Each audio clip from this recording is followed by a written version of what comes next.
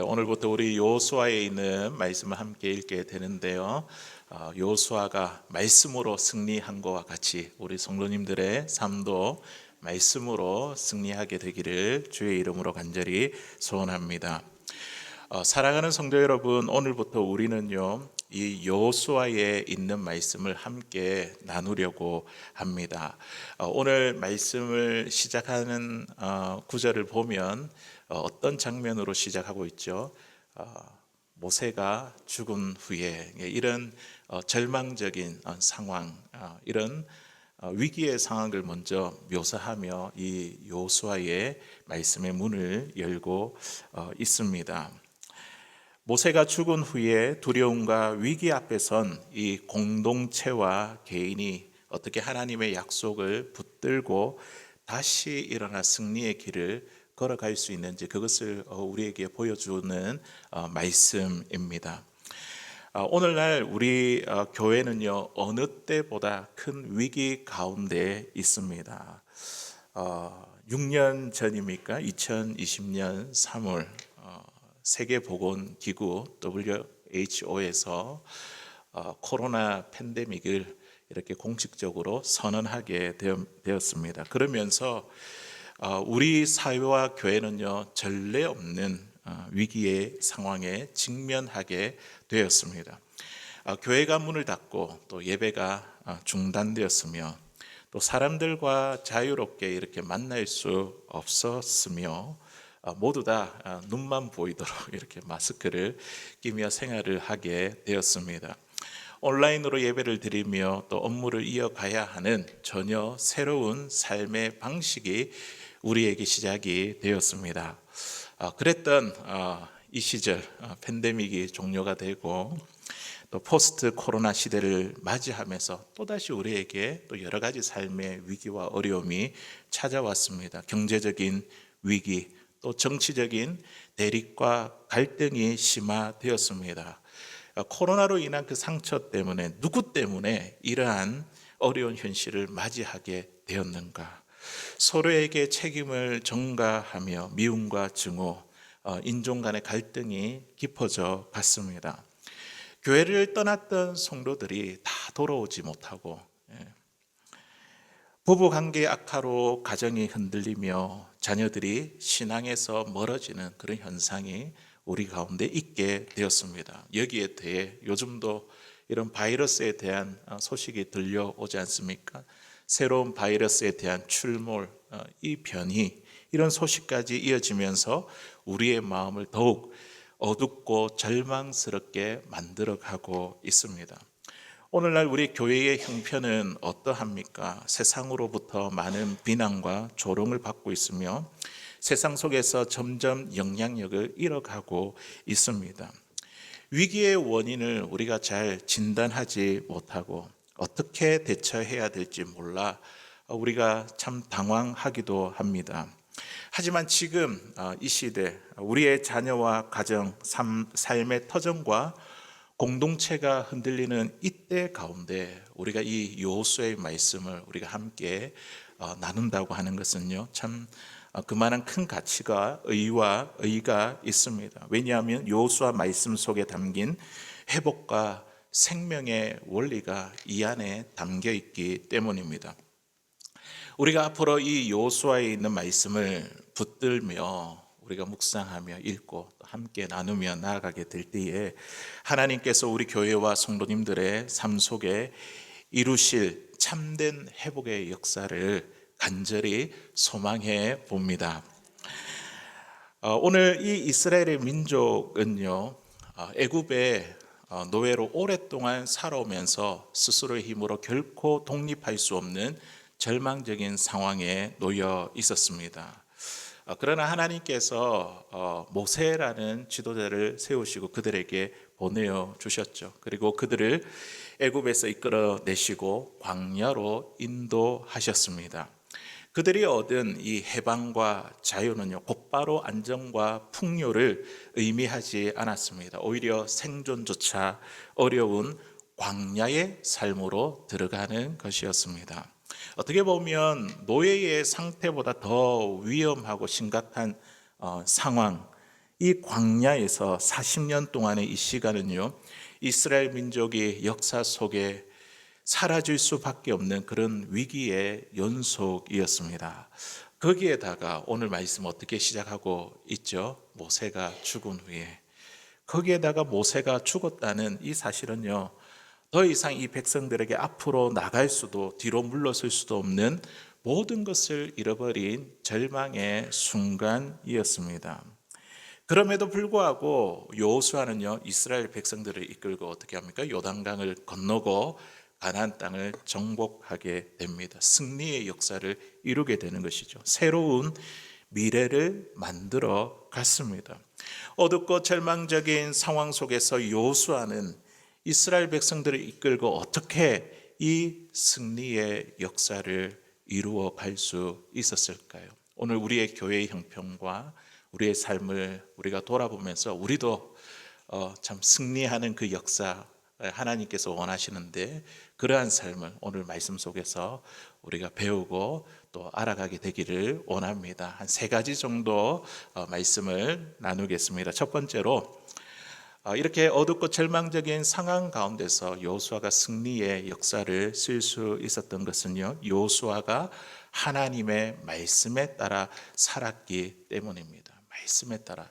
오늘 1절부터 9절까지 읽었는데 계속해서 하나님께서 여호수아에게 반복하시는 이야기가 무엇입니까? 율법책에 나온 그 말씀대로, 그 말씀 그대로 행하라, 따라 살라, 좌로나 우로나 치우치지 말라. 그리하면 내 길이 평탄하게 되고 형통하게 되리라.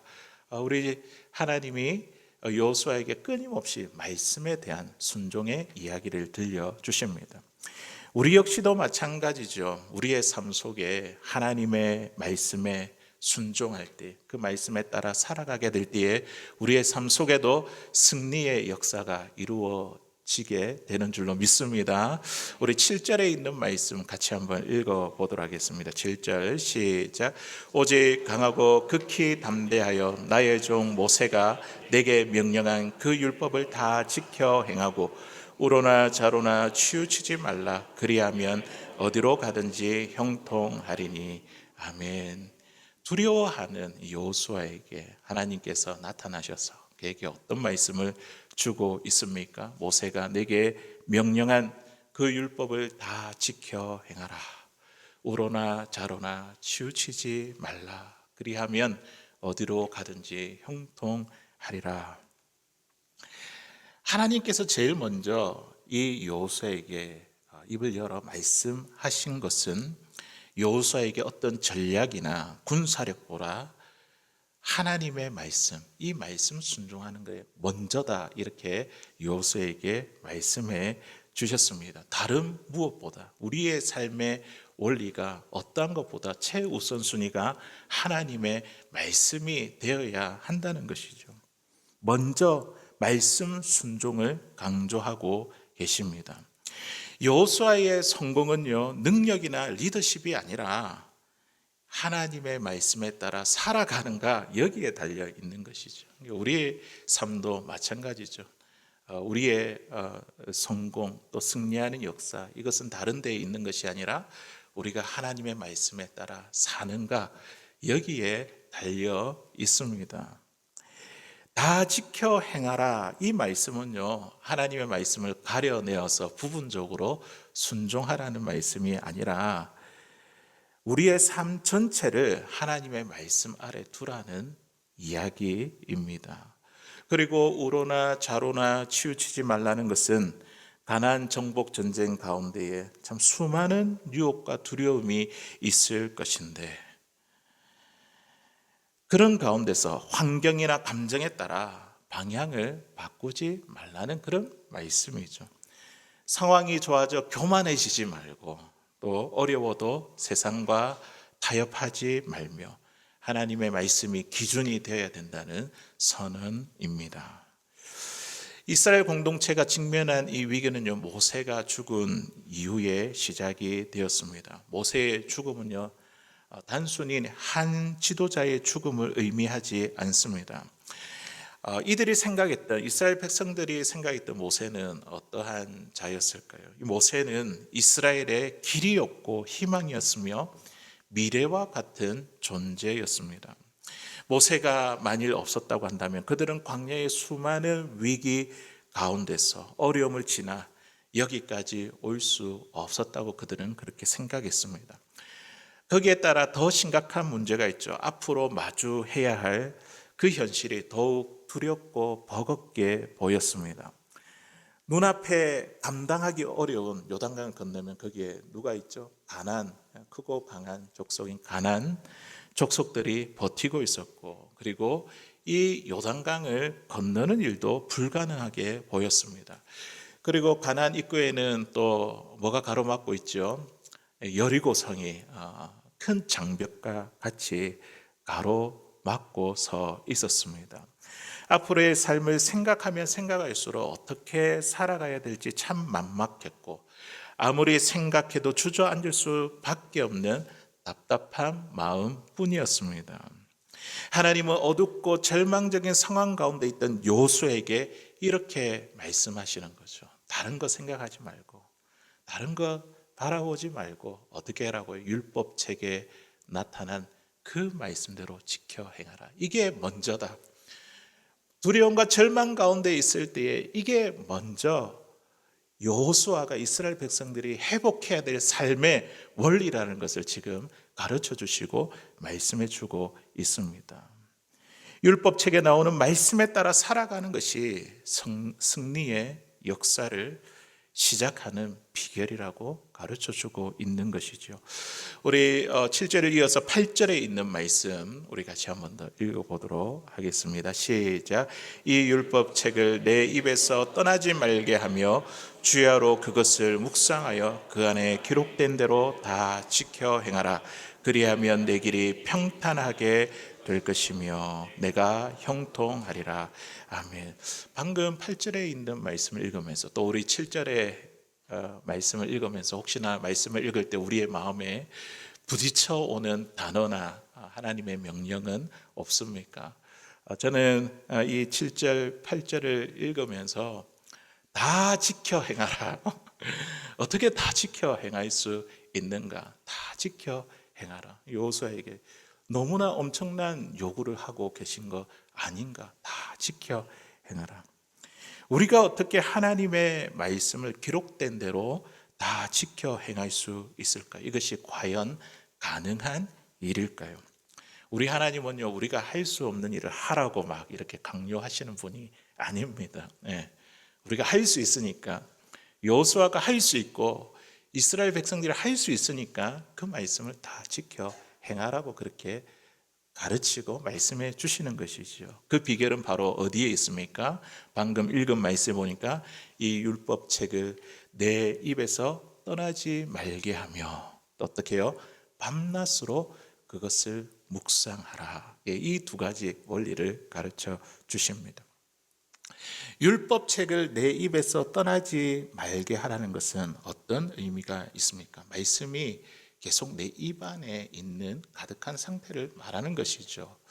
우리는요, 우리의 마음에 있는 것이 입으로 이렇게 나오게 되어 있습니다. 우리의 마음에 하나님의 말씀이 가득하면 우리의 입술에 하나님의 말씀이 가득한 것이죠. 그래서 사람들하고 대화하고 이야기를 할 때도 항상 튀어나오는 것이 내 마음에 가득한 하나님의 말씀으로 충만하면 그 말씀이 이렇게 나오게 되어 있다는 것이죠. 율법책을 내 입에서 떠나지 말게 하라는 것은요, 하나님의 말씀을 반복해서 내 입에 계속해서 넣어두고 그것을 암송하며 삶의 언어로 삼으라는 뜻입니다. 예.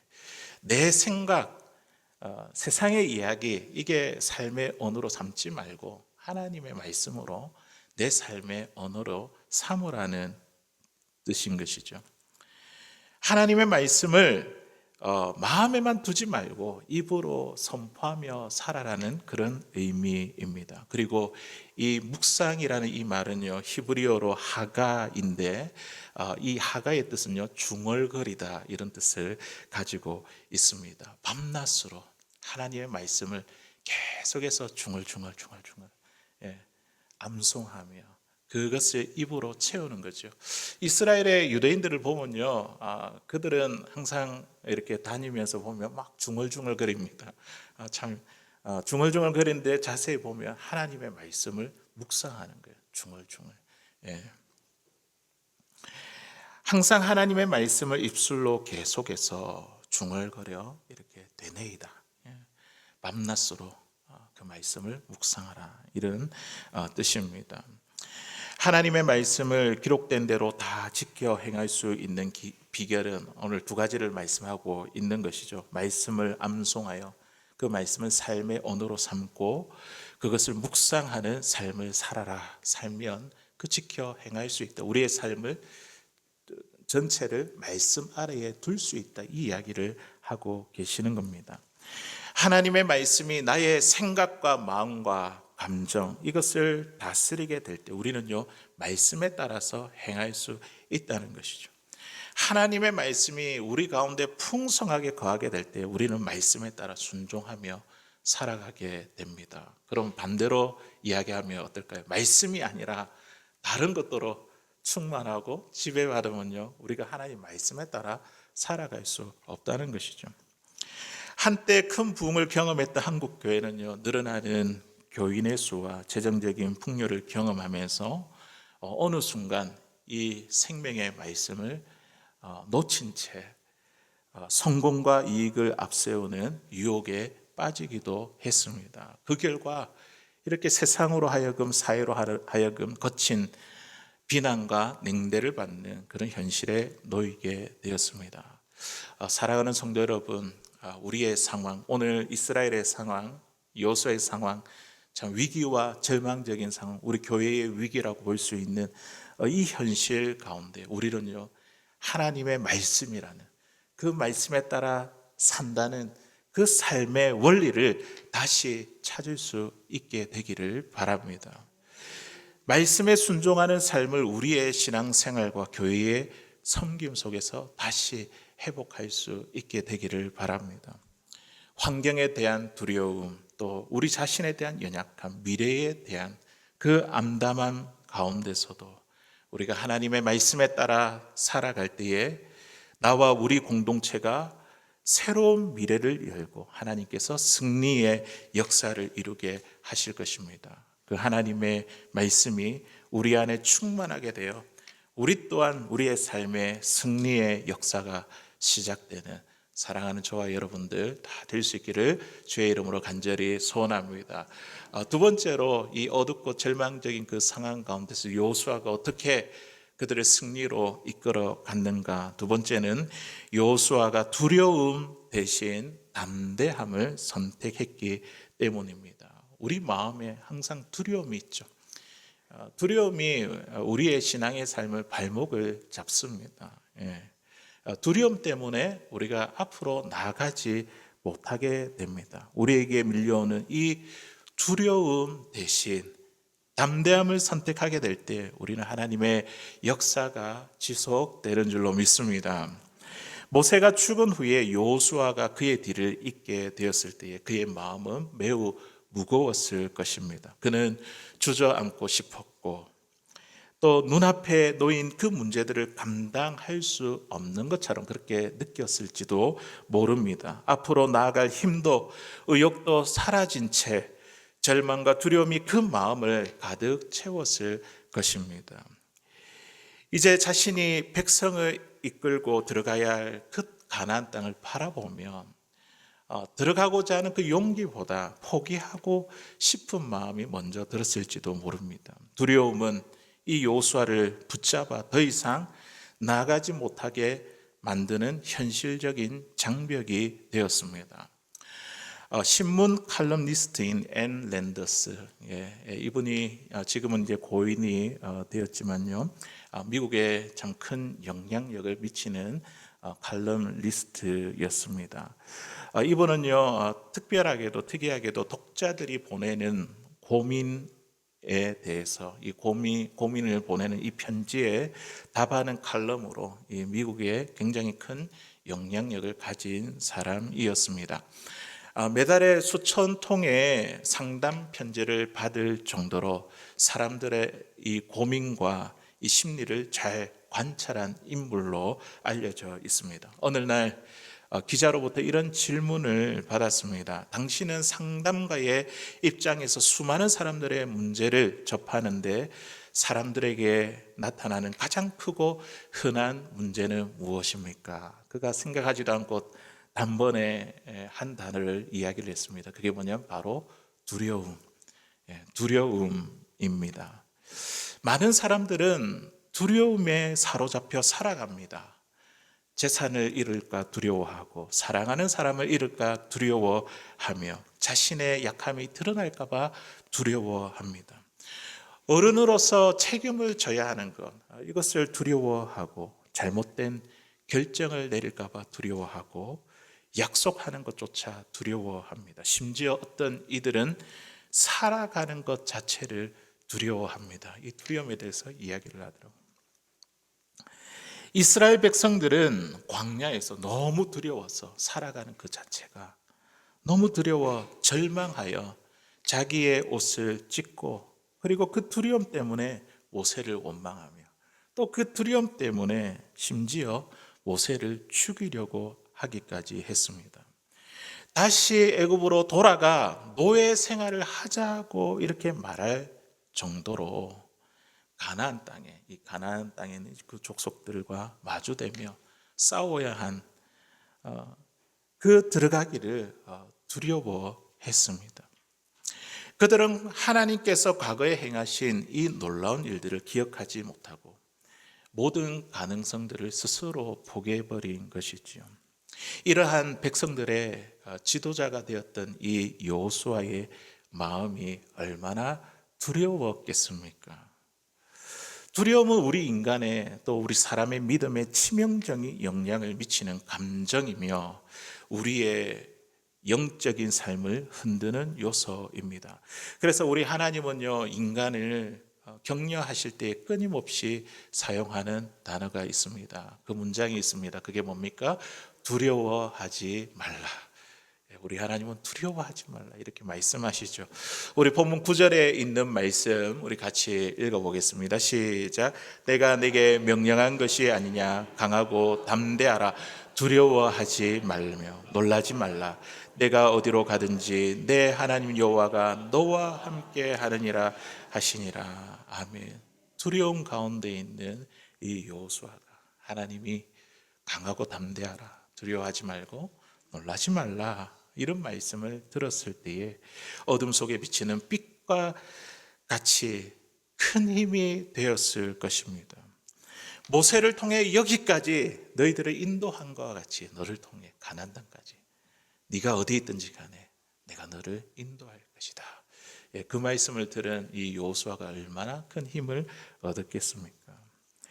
두려움이 우리 삶에 닥쳐왔을 때에 그 두려움을 스스로 이겨내는 힘은 우리에게 없습니다. 우리의 힘과 의지로 우리에게 찾아오는 두려움을 이길 수 없는 것이죠. 그러나 하나님이 주시는 말씀, 그 약속 때문에 우리는 두려움을 이길 수 있습니다. 그 말씀을 붙들면요, 어떤 위기 가운데서도 우리는 흔들리지 않을 수 있습니다. 때로는 우리의 삶이 실패와 연약함으로 너무 초라하고 누더기처럼 보인다 할지라도 하나님은 긍휼과 자비로 우리를 버리지 아니하시고 끝까지 우리를 붙드시는 분이십니다. 그러므로 강하고 담대하라. 두려워하지 말라. 놀라지 말라. 이 말씀, 이 하나님의 약속이 나의 것이 되도록 붙들고 선포할 수 있기를 바랍니다. 저와 여러분은요, 약속의 백성입니다. 하나님의 약속의 우리에게 수많은 약속들이 말씀 속에 있지 않습니까? 우리 하나님 이 말씀으로 우리를 결코 버리지 아니하십니다. 하나님은 우리의 삶을 승리의 역사로 이끄시며 가장 복되게 세워 나가실 것입니다. 2007년 분당에 있는 한 교회에서 아프가니스탄 이 단기 선교를 떠났다가 탈레반에 의해 피랍되었던 사건이 있었습니다. 모두가 이 충격 가운데 있었죠. 23명입니까? 이들이 목숨이 어떻게 될지 모르는 그 위기 상황 가운데에 그때 피랍됐다가 풀려난 이 한 분이 당시 급박했던 상황 속에서 고 배영규 목사님, 그러니까 순교 당하셨던 그 고 배영규 목사님이 하신 말씀을 이렇게 올렸습니다. 여러분 너무 염려하지 마세요. 전 세계 성도들이 우리를 위해서 기도할 것입니다. 그러나 이들이 협상을 진행할 때에 우리 중에 한두 사람을 희생할지도 모릅니다. 그럴 때는 제가 제일 먼저 나서겠습니다. 저들이 우리를 위협하고 고문하고 죽인다 하더라도 우리는 결코 폭력으로 대항해서는 안 됩니다. 예수님께서 핍박과 조롱을 견디시고 십자가를 지신 것처럼 우리도 그들을 사랑해야 합니다. 우리 피랍된 그 상황을 한번 상상해 보십시오. 23명 무장 세력에 이렇게 붙잡혀 가지고 감옥처럼 갇혀 있는 그 상태, 지금이라도 참 죽을 수 있는 그 상태, 앞으로 어떻게 될지 모르는 그 상황, 그 상황이 얼마나 두려웠겠습니까? 배 목사님이 자기의 힘으로 이 두려움을 이긴 것이 아니라고 생각됩니다. 그분은요, 하나님의 말씀, 그리고 죽음이 눈앞에 다가온 그 순간에도 하나님의 약속을 붙들고 거기에 있는 분들에게 담대하게 이렇게 말씀하지 않았을까요? 그런 두려운 상황 가운데서도 하나님의 사람들과 하나님의 사역을 위해 담대하게 나아갔습니다. 그리고 그 일을 통해서 우리 한국 교회의 선교와 또 복음의 소중함을 일깨워 주었습니다. 사랑하는 성도 여러분, 우리는요 날마다 두려움과 마주하며 살아갑니다. 두려움 때문에 그 두려움 때문에 주저앉고 그 두려움 때문에 우리가 실망하게 되고 또 그 두려움 때문에 우리가 또다시 좌절할지도 모릅니다. 그러나 오늘 이 요수아처럼 하나님이 약속한 말씀, 강하고 담대하라, 두려워 말며 놀라지 말라, 그 약속의 말씀을 붙들어 담대함을 선택하여 우리에게 주어진 이 삶들, 승리의 역사를 지속해 갈 수 있는 사랑하는 저와 여러분들 다 될 수 있기를 주의 이름으로 간절히 소원합니다. 이제 마지막으로 세 번째, 이 여호수아가 참 두렵고 위기스러운 그런 상황 가운데서 어떻게 가나안 땅의 승리의 역사를 이끌어 갈 수 있었는가. 세 번째는 여호수아가 하나님이 주신 비전을 다시 바라보았기 때문입니다. 우리가 하나님이 주신 비전을 다시 바라보게 될 때 우리의 삶에 승리의 역사가 일어나게 되는 줄로 믿습니다. 하나님의 비전을 바라보면 승리의 역사를 완성하게 됩니다. 오늘 본문 3절 4절에 있는 말씀 우리 같이 한번 읽어보도록 하겠습니다. 시작. 내가 모세에게 말한 바와 같이 너희 발바닥으로 밟는 곳은 모두 내가 너희에게 주었노니 곧 광야와 이 레바논에서부터 큰 강 곧 유브라데 강까지 해쪽 석의 온 땅과 또 해지는 쪽 대까지 너희의 영토가 되리라. 아멘. 지금 하나님은 여호수아를 불러서 모세의 약속을 다시 상기시키고 있죠.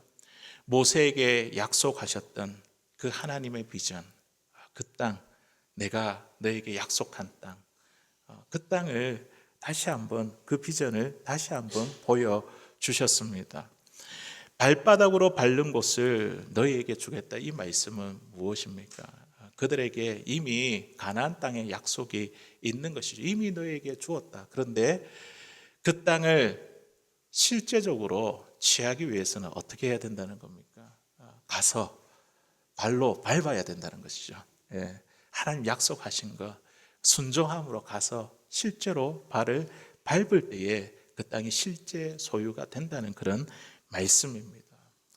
그리고 하나님께서 여호수아에게 또 이렇게 말씀하시죠. 레바논에서 유브라데 큰 강까지, 또 해쪽 석의 온 땅과 큰 서쪽 큰 대해 바다까지 그들이 정복해야 될 땅의 경계를 구체적으로 보여주고 있습니다. 하나님이 주신 그 비전을 다시 바라보게 될 때 하나님의 승리의 역사가 완성이 됩니다. 사랑하는 성도 여러분, 우리 인생에서 최대의 위기가 언제인지 아십니까? 그것은 바로 우리에게 있는 하나님 주신 비전과 꿈을 상실할 때입니다. 잠언 28장 19절, 18절에 있는 말씀에 보면 비전이 없는 백성은 방자히 행한다, 이렇게 말씀합니다. 방자히 행한다는 뜻이 무엇입니까? 기준 없이 제멋대로 살아간다는 것이죠. 하나님의 말씀이 없으면 기준 없이 제멋대로 살아간다는 것입니다. 비전이 없는 인생은요, 마치 핸들이 없는 자동차와도 같습니다. 방향을 제대로 설정하지 못하고 그냥 막 아무렇게나 가게 된다는 것이죠. 자기 마음대로 살아가게 됩니다. 이스라엘 백성들의 삶 속에서 이런 비전이 없었을 때, 하나님의 말씀이 없었을 때에 그들이 살아가는 삶이 어땠는지 보여주는 부분들이 참 많이 있습니다. 이 백성들이 비전을 잃어버리고 말씀을 잃어버릴 때는 범죄하고 타락할 때였습니다. 그리고 항상 자기 눈에 좋게 보이는 그것을 구할 때였습니다. 비전을 상실했을 때 이스라엘 백성들은요, 환경과 자신의 연약함을 이길 모든 힘과 에너지를 잃어버려 어려움 앞에서 주저하고 앞으로 나아가지 못했습니다. 이스라엘 백성들이 홍해가 그들 가운데 가로막혀 있을 때에 뒤에는 애굽의 군대가 쫓아올 때 그들의 마음은 어땠습니까? 하나님이 약속하신 땅이 있다, 또 약속하신 목표가 있다, 목적이 있다는 것을 모두 다 까맣게 잊어버리고 말았습니다. 광야 생활을 하면서 40년 동안 이 가데스 바네아에서도 이 정탐꾼의 부정적인 보고만 듣고 하나님이 주신 비전과 꿈을 잊어버리고 절망하여 그들은 애굽으로 돌아가자며 그들의 목표를 바꾸었습니다. 그래서 40년 동안 광야 생활을 한 것이 아니겠습니까?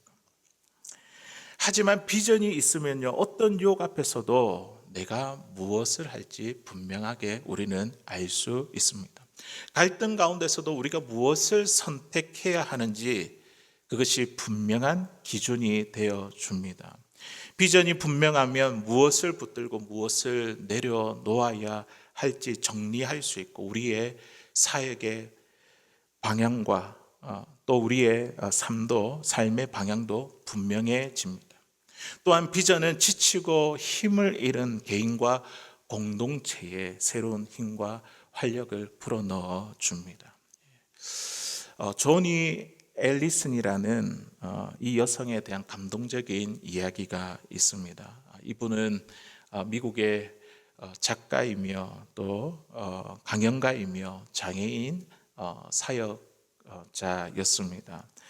이분이 17세 때에 다이빙 사고로 온몸에 전신마비가 되어버리고 말았습니다.